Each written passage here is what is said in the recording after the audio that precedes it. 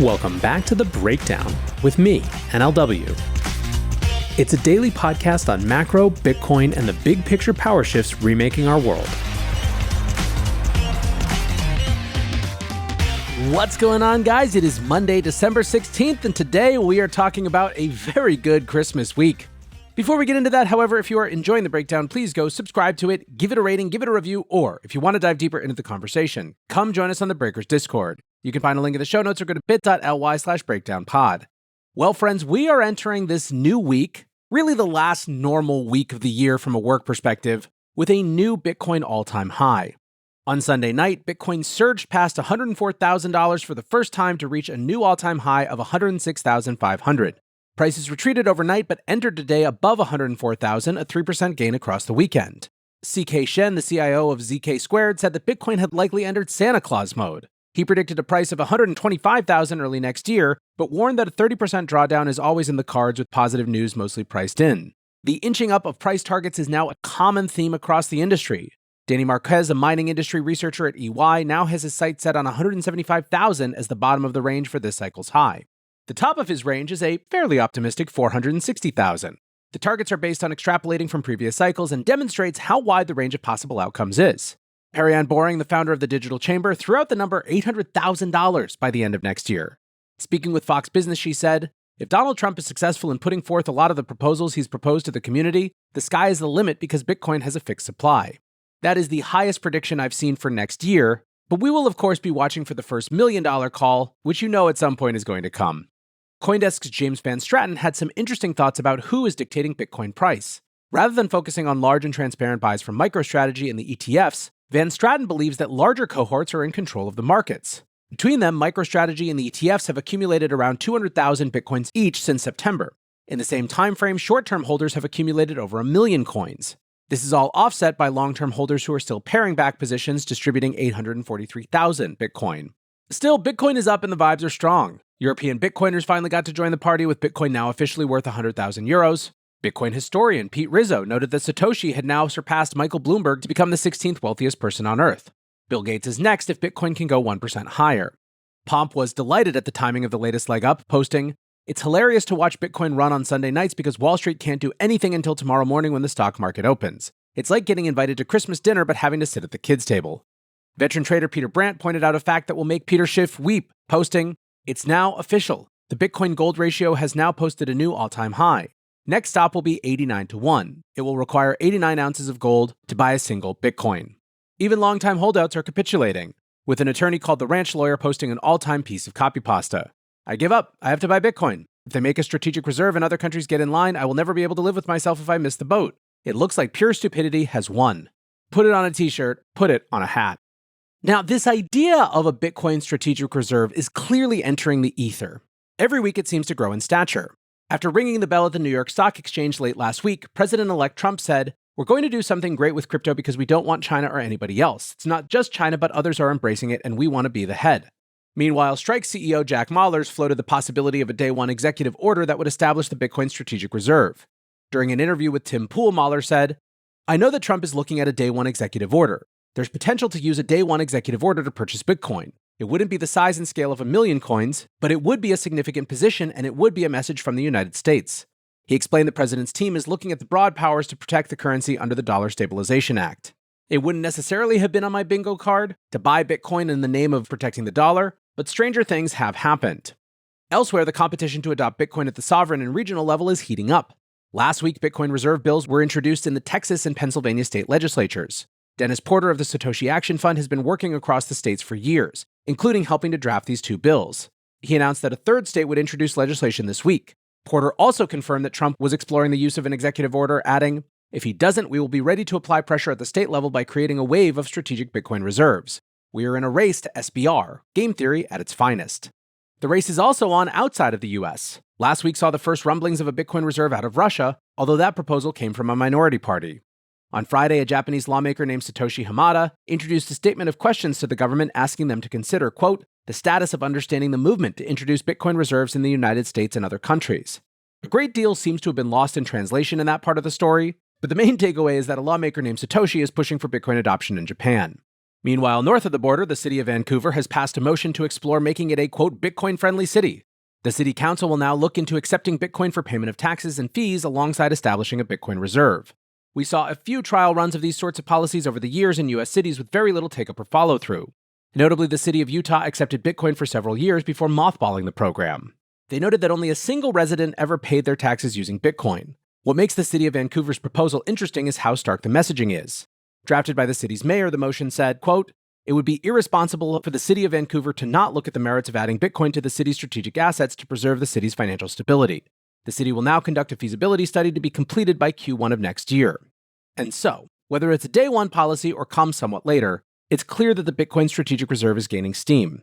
David Bailey, the CEO of Bitcoin Magazine, wrote, "A strategic Bitcoin reserve is an idea whose time has come. I think by this time next year, the USA, China, Russia, and Saudi will all have one." Lyle Pratt thinks it's inevitable, posting, "Good or bad, hate it or love it, Trump, his family, and the cabinet know the easiest way to use the presidency to pump their personal wealth is a national Bitcoin reserve.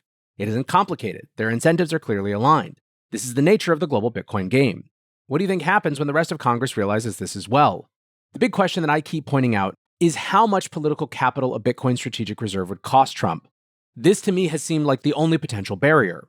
In politics, you can only do so many things, and even if this is one that he cares about, does he care about it enough to expend political capital?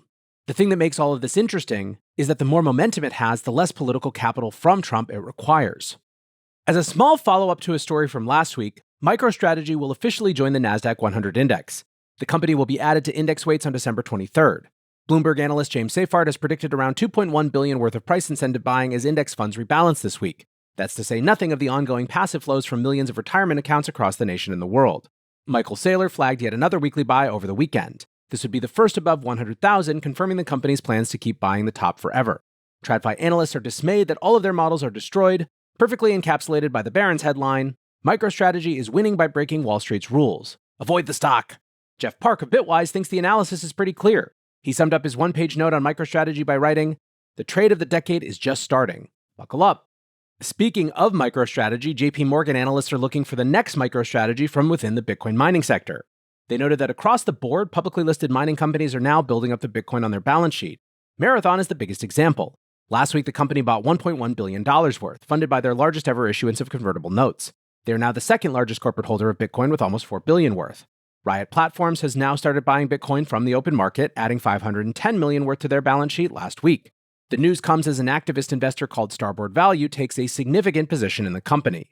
The Wall Street Journal reports they plan to push Riot into repurposing their facilities into AI data centers.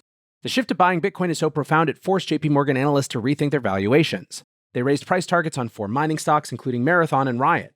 In addition, they wrote, "We previously valued Bitcoin miners based on the 4-year gross profit opportunity for each operator. We're expanding upon this framework by incorporating the value of each company's land and power assets and a HODL premium, which gives miners credit for holding Bitcoin on their balance sheet like MicroStrategy." Moving on, in another sign of the continued blending of the crypto natives and traditional Wall Street, Galaxy Digital have hired former Point72 executive Anthony Paquette as their new CFO. Point72 is one of the largest hedge funds in America, with $35 billion in assets under management. Paquette said he was thrilled to join Galaxy and thanked his predecessor for, quote, "building a robust financial team that has helped prepare Galaxy for a potential U.S. listing." Galaxy was listed on the Toronto Stock Exchange almost immediately after its founding in 2018. It began trading at less than $1 million in market cap and has now grown to over $10 billion. The company plans to launch a new crypto equity hedge fund early next year, taking advantage of rapidly approaching regulatory clarity. Paquette's appointment signals further professionalization at Galaxy. Prior to his 4-year stint as the CFO of Point72, Paquette was a business unit leader at SoFi and a director at JP Morgan Chase. While Galaxy's last quarter was a little rocky with a net loss of $54 million, the firm has strong momentum that should position them well for an uplisting to the NASDAQ. The market liked the new hire, boosting the stock by 5% on Friday to a new year-to-date high. Over in the unwind of Operation Choke Point news, a federal judge has criticized the FDIC for their obstructive conduct in the Coinbase Freedom of Information case. Coinbase received numerous pause letters sent to banks insisting that they halt all cryptocurrency operations. The letters were heavily redacted and were only handed over following a court order. Late last week, the judge stated that she is, quote, "concerned with what appears to be the FDIC's lack of good faith effort in making nuanced redactions. The defendant cannot simply blanket redact everything that is not an article or preposition. The judge has ordered the FDIC to make, quote, more thoughtful redactions and refile the letters. She warned the agency that they should, quote, be prepared to defend each new redaction." These letters are important because they've given us a more comprehensive view into Operation Chokepoint 2.0, which of course severed the industry from banking access over the past few years. They create a pile of circumstantial evidence showing the policy was real and intended to be hidden from public view. Coinbase Chief Legal Officer Paul Grewal continues to be amazed at the lengths the agency will go in order to avoid disclosure, commenting, "What is the FDIC working so hard to hide?" Nick Carter added, "FDIC, recipients of the most lawless federal regulator award 11 years running. Congrats!" In separate but no doubt related news, the Trump transition team is reportedly looking into ways to shrink banking regulators. According to the Wall Street Journal, Elon Musk's Doge advisors have been asking banking regulators whether they could, for example, abolish the FDIC. The hypothetical plan would include rolling deposit insurance into the Treasury and trying to rationalize banking regulation into a single agency. Currently, the Federal Reserve, the FDIC, and the OCC all have banking regulatory functions, which on the face of it at least does seem a little redundant. Elon Musk has already floated getting rid of the Consumer Finance Protection Bureau, an agency set up by Elizabeth Warren. Last month he tweeted, "Delete CFPB. There are too many duplicative regulatory agencies." While there's very little love for the FDIC in the crypto community, a glance around the responses on Twitter suggests that monkeying around with deposit insurance might be an unpopular idea. QE Infinity wrote, "There's $18 trillion in deposits at the banks. Everyone knows the government doesn't have the money to bail them all out, but the FDIC insurance gave people confidence their money was safe up to $250K per institution. Why would you kick the sleeping dog? Are they purposely trying to create a panic? Why would they think of doing this? Let it lie as is. We don't need bank runs starting." And so I think, friends, the point is, if you take all of this together, we are heading into a very, very interesting 2025 on so many different levels. For now, though, that is going to do it for today's episode of The Breakdown. Appreciate you listening as always. And until next time, be safe and take care of each other. Peace